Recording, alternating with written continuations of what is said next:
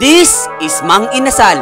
Nakilala ang Mang Inasal dahil sa sobrang sarap ng manok nila. Samahan mo pa ng Only Rice. Oo, Only Rice. Wala tong oras, basta kaya mo pa, order ka lang. Isa to sa mga pangmasa, lagi itong pinupuntahan ng mga tao. Kasi pag kumain ka dito, hindi pwedeng hindi ka busog bago ka lumabas. Pero neto lang, ang dami nagrereklamo. Sobrang mahal na daw kasi, hindi na tulad ng dati. Nasa halagang 109, Only Rice na. With drinks na yun ha. Ngayon kasi, ang laki na ng itinaas. Oh my goodness, ang mahal. Kaya ako si Raisty, kakain sa Mang Inasal para malaman kung sulit pa rin ba. At para sa isang goal, ang bawiin ang binayad ko sa Mang Inasal.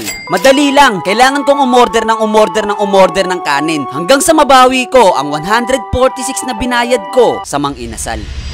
Anong order natin? Sa akin, PM1 yung spicy. Malamang nagtatanong kayo, sino tong dalawang to? Sa challenge na ito, nagsama ako ng isang malakas kumain at isang mahinang kumain. At ako, sakto lang. Kaya umorder na agad kami. Pare-parehas na kami nagugutom eh. 15 to 20 minutes. Tatlong PM1. Spicy. Wala akong spicy. Pagkatapos umorder, naghanap na agad kami ng mauupuan. Yung isang sigaw lang ng rice pa po, maririnig na agad kami. So ayun guys, naka-order na tayo. Hintayin na lang natin na dumating dito. Ayun. Time check. 3:40. Tingnan natin kung ilang minuto bago nila i-serve. Habang naghihintay, nagkwentuhan muna kami. Pinaghandaan talaga namin tong challenge na ito eh. Pare-parehas kami hindi nag-almusal. Para gutom na gutom talaga. At para makarami ng kanin. So ayun guys, dumating agad yung order natin ng oras. 3:51. Dumating agad yung order namin. Ang bilis, 11 minutes lang kami naghintay. At ngayong nandito na yung order namin, oras na para kumain.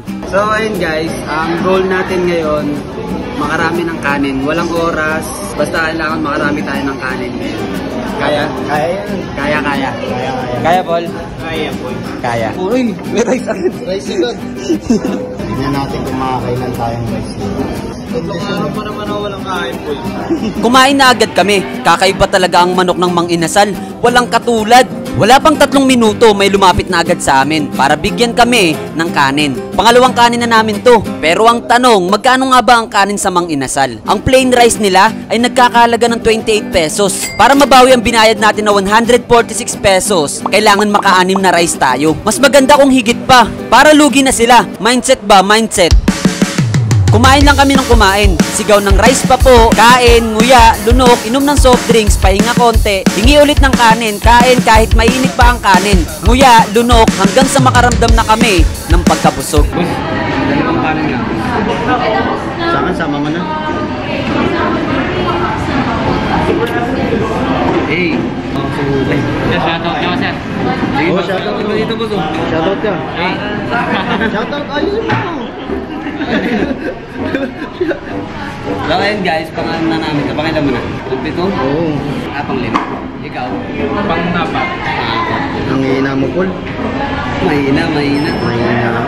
Pagkatapos ng ilang oras na pagkain, hingi ng kanin dito, nguya at lunok dito, inom dito, pahinga saglit, sa wakas, natapos na rin kami kumain. Kaya pa sana makarami ng kanin, kaso... So ayun guys, tapos na kaming kumain. And ayun, sobrang bitin sa ulam. Gusto pa sana namin magkanin eh, kasi hindi pa kami busog. Hindi ka nabusog?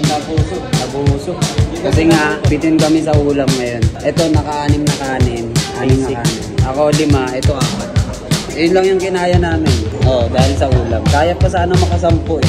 Pero ayun. Sayang! 10 kanin sana ang goal namin. Kaso nabitin sa ulam. Pero isa lang masasabi ko, overall, sobrang sarap pa rin talaga kumain sa Mang Inasal. Ang bilis ng serving nila. Sobrang sarap ng mga manok nila. Sobrang classic talaga ni Mang Inasal para sa mga Pinoy. Kahit magtaas ng presyo, Mang Inasal number 1 yan. Lalo na sa mga hindi nabubusog. Siguro kailangan lang talaga natin intindihin na nagtataas na rin kasi ang mga presyo ng mga bilihin. Kaya may rason din si Mang Inasal para itaas ang presyo nila. Sobrang nasulit ko yung 146 na binayad ko sa manok at sa Only Rice nila. With drinks na yun ha. Kaya ikaw, anong kwentong Mang Inasal mo? Ilang kanin na ang pinakamarami mong nakain sa Mang Inasal? May nakasampu na ba dito? Comment down below.